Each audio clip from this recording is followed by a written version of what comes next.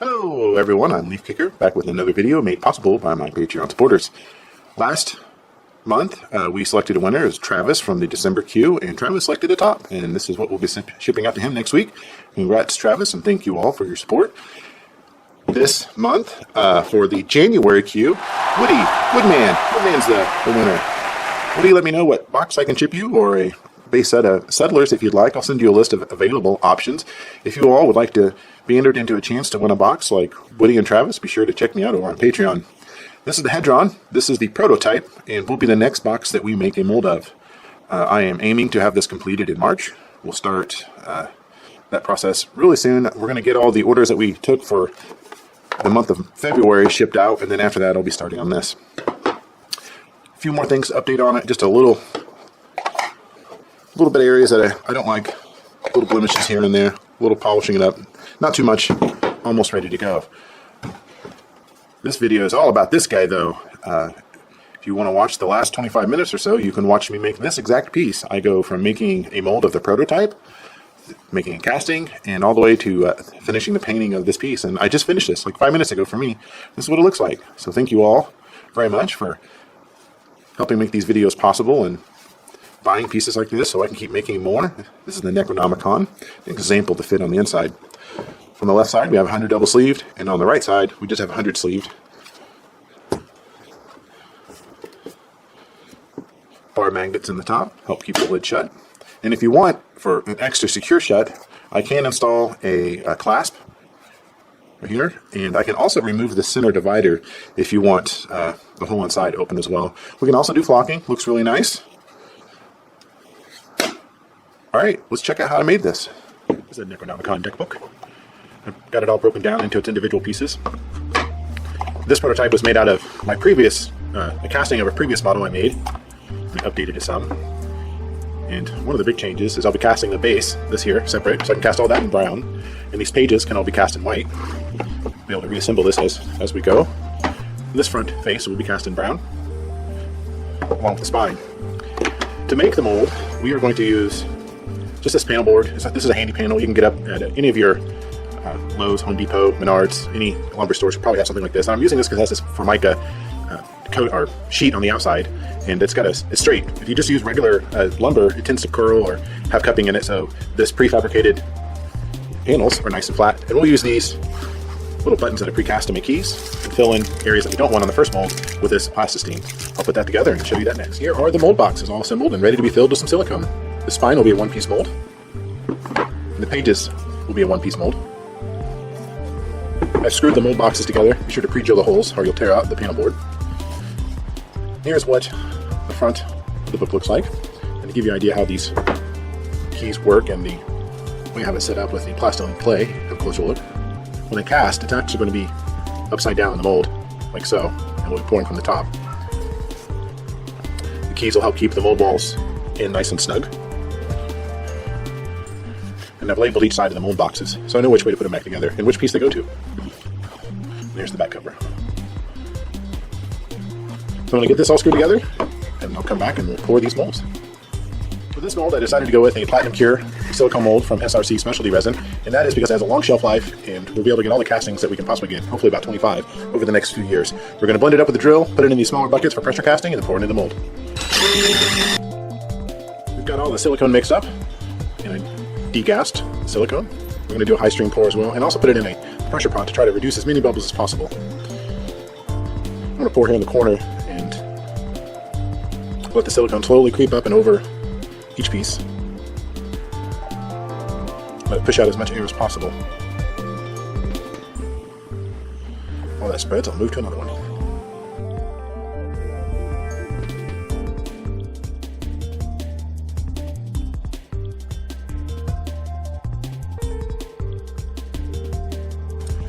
I have some silicone chunks that are still good silicone, and I'm going to use to kind of reduce the amount of material I need to use by salvaging some of this older material from a previous mold. It still has life in it, and this doesn't have any type of mold release or anything on it, so it should bind really nicely to this silicone. Top everything off, so it has, I like to go at least 1/4 inch.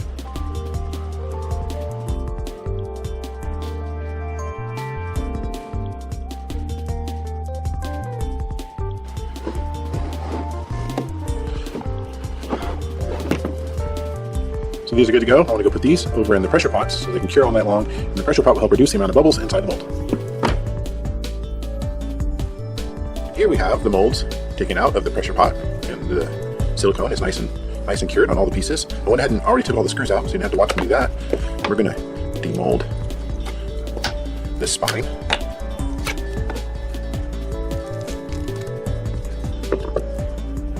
There's that one. I'll go through and I'll trim all this off so it has a nice flat surface to sit on whenever we do the casting. And I'll save this for casting or making a mold again. Here are the pages. May not be able to get this one off on camera.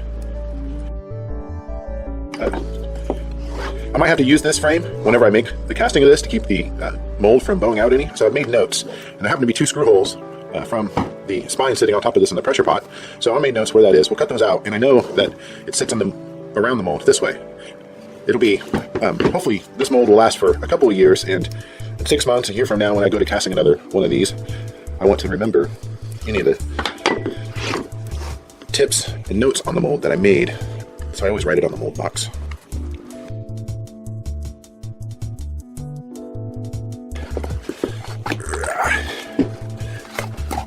Very good.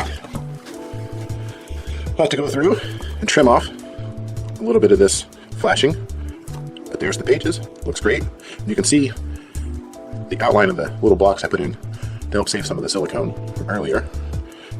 Nice. Now these two are going to be a 2-piece mold, so we'll need to keep them in the mold box and put some type of layer between the next mold that we make. And again, I've already taken all the screws out just to save some time.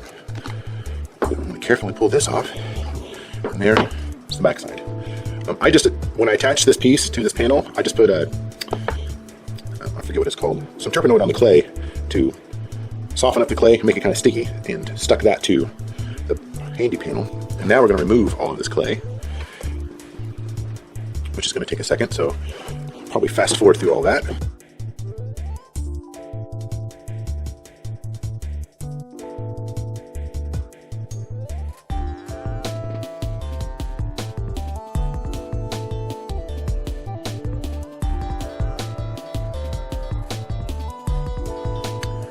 So now these are ready for the second pour. We need to get them ready for the second pour. I already took the screws out. I'm going to carefully remove these walls from the mold. And I want to keep the piece seated inside the silicone. We don't want it to pop up any, because if we do, we may risk some of the second pour of the silicone getting up underneath that piece. That would not be good. And I also want to keep the piece oriented the same way that it was originally in the mold. This side could be 1 or 2 millimeters shorter than this side, and if I get them turned around, it's going to squish the mold inside the frame, and that's not going to do us any favors.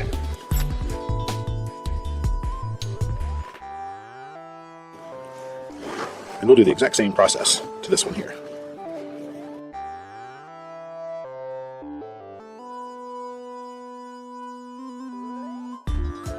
So we have a few things to do with these to get them ready for the second half of the mold.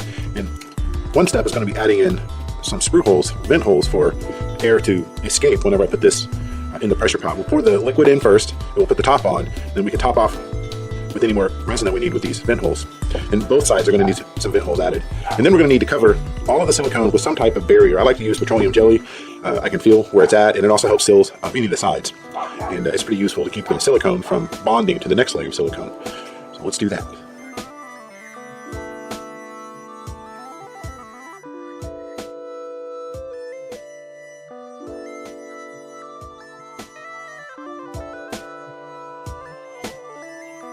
So this air vents are all installed, and if you're curious, it was just a wooden dowel rod.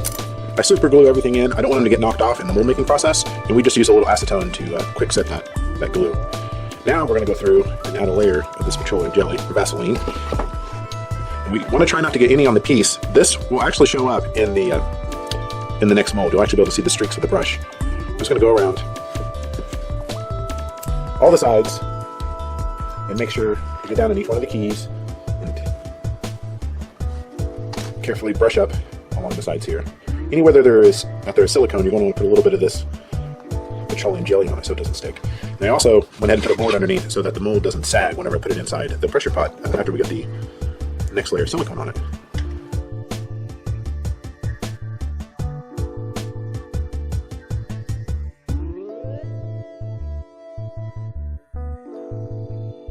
So we went through and gave everything a good coat of the Vaseline, and I like to go through with a clean brush and brush along this anywhere that the mold has a space between the piece, like right here along this edge, and try to clean up any of the Vaseline that might have clumped there. We just need a thin layer, and any of those clumps are going to create a void in the next piece of the mold, and that void will fill with resin, and anything that fills up like that will have to be dremelled off or cleaned up somehow. So going through and making sure you don't have any chunks is pretty essential to give you a good quality mold.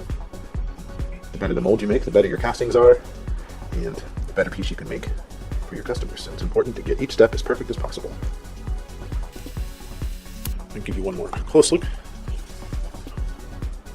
And that's how I set everything up for this. The next step is going to be pouring in the silicone, and I'm just going to go weigh that out and pour, and we'll be throwing these in the pots for the night and hopefully be casting this tomorrow. And just like earlier, we stirred up some silicone. It's a 50-50 mix. We put it in the vacuum chamber to pull out as much air as we can. We're going to do a high pour. We're going to go right here in the middle of this go around to kind of lift any air up the center and out through the side so we don't trap anything. And we'll do the same for the other side.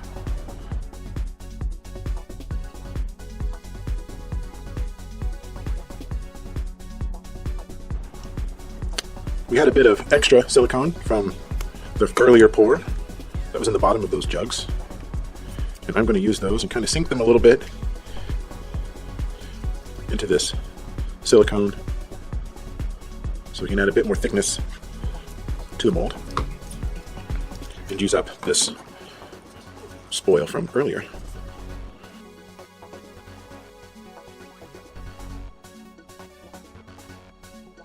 All right, let's get this into the pressure pot. And now, got our mold all cured up, nice and firm. I went ahead and took the screws out for the sides to save us a little time, and we're gonna pull this apart, have a look, and see how it turned out. This is the base that goes on the bottom of the book. See that petroleum jelly really doing its job and helping keep everything from sticking.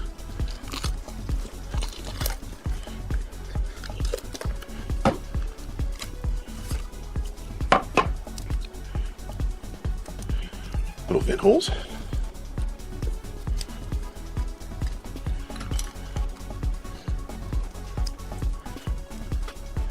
Oh, got that upside down. I'm just gonna go like that.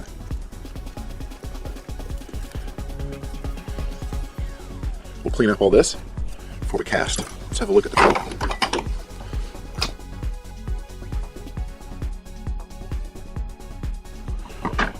Very good. All right, let's go make a casting. All right, the mold's all ready to start making some castings. We gave everything a good spray with a spray release, and we are going to be using this Model Pro Slow to make our casting with. It's got about a 6-minute work time, and it cures in about an hour. We'll cast the page first, and then we're going to mix up some brown for the spine and the front and back pages.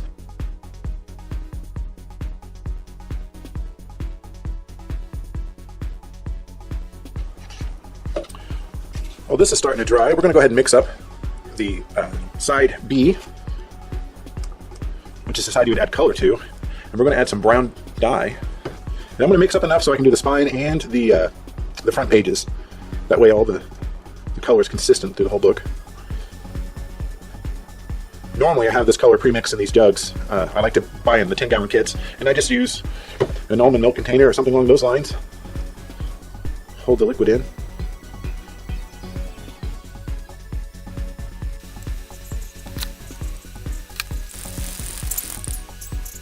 All right, this is cured long enough. We're going to move this out of the way and start on the front and back cover.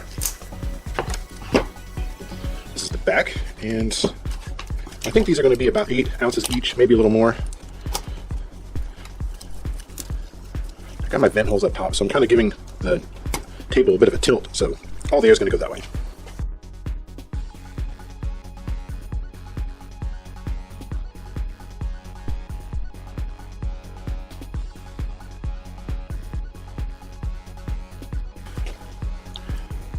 we will take this now and go put this in the pressure pot.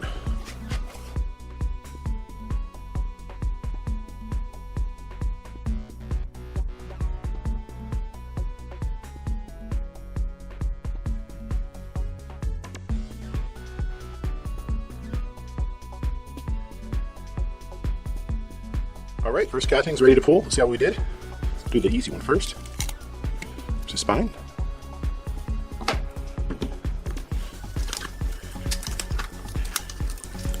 Here's the pages. I had to pull that one off camera. Not too bad. I think in the future, when I'm not trying to record this, I'll definitely put this in the pressure pot. This one has some bubbles in there, and the pressure pot will really help to knock those out.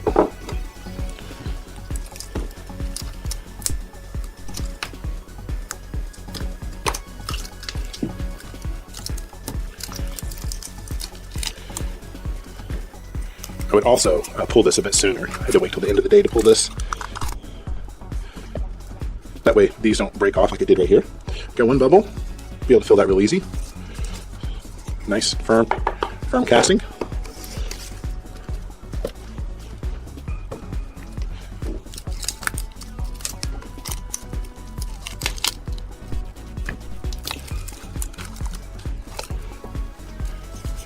And also, again, nice. Another little bubble, but it should be easy enough to fill. All right, we're gonna take this into the sand room, get it all sanded down, and start assembling this. All right, so the casting turned out really well. There wasn't very much sanding that needed to be done, so I knocked that off, all the bits off real quick off camera. I just needed to trim up some of the edges so that this piece would fit in. And we're gonna glue that in. We're gonna install some magnets in the holes that I already have knocked out for the mold. The lid fits on really well. We'll put a hinge on. Then we'll finish up by gluing the spine on the back.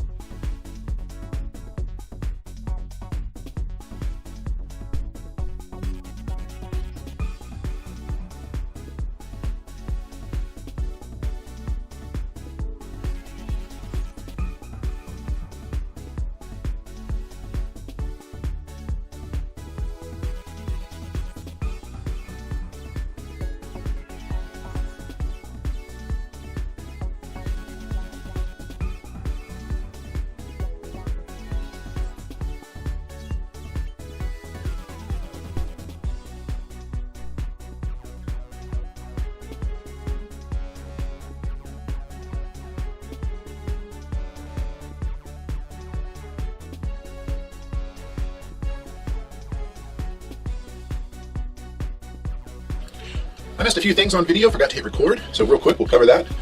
I patched up some of the holes that were in the book with this magic sculpt. It comes in a lot of different colors. I was able to make some stuff to match the pages to fill in some of the bubbles from the casting. We filled in some of the areas where the magnets did not were not perfectly flush with the walls, so those voids are all filled in. And I filled in the void around the spine, so it's nice and attached well to the book.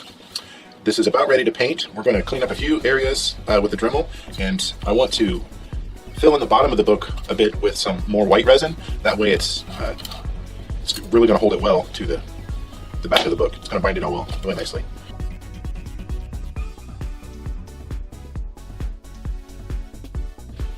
Right, so we skipped a little bit ahead in the production on this piece. The resin has dried in the bottom of the box, and I sanded everything down smooth on the inside and cleaned up any of the clay from the areas where I had to add clay. And I've given this a good still wool scrub to clean up the surface and washed it with some, I usually just use dish soap and some hot water to clean up any of the dust. It's ready to be primered and start painting. So our next step, we're going to cover the pages with some tape so that we can give a good primer to the box. I like to use this primer, and we'll get to painting. Here we are at the end of crafting this piece. The last stretch is always the painting, and I always say that constructing is about 70% and painting is about 30%. So spend the next few hours painting up this piece. I've got it all nice and primered with a brown primer. We'll do some ink washes, some brown for the pages and black overall, and you'll just watch it change from this to a finished piece. And in between, this is the clear coat I like to use. Seems to be the best one out there, at least for protecting and covering resin pieces. All right, let's get to it.